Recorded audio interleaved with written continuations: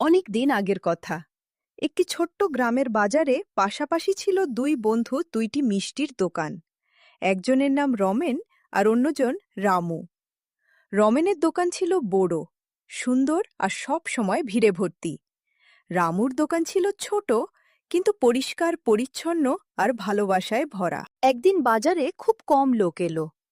রামুর দোকানে সারাদিনে মাত্র কয়েকজন ক্রেতা এলো, কিন্তু সে কাউকে খালি হাতে ফিরিয়ে দিল না। এক বৃদ্ধের কাছে টাকা কম ছিল, তবুও রামু বলল, আপনি নিয়ে যান, পরে দিলেই হবে। পরের দিন সেই বৃদ্ধ গ্রামের অনেক মানুষকে রামুর ভালো ব্যবহারের কথা বললেন। ধীরে ধীরে সবাই রামুর দোকানে আসতে শুরু করল। তার দোকানেও ভিড় বাড়তে লাগল। কয়েকদিনের মধ্যেই দোকানেই সমান ভিড় হতে লাগল।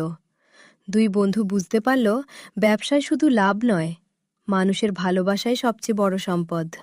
ভালো ব্যবহার আর সততাই এমন সম্পদ যা কোনো টাকায় কেনা যায় না।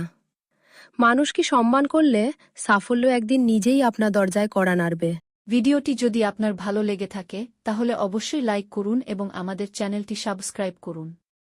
সঙ্গে বেল আইকনটি অন করে রাখুন যাতে আমাদের নতুন ভিডিও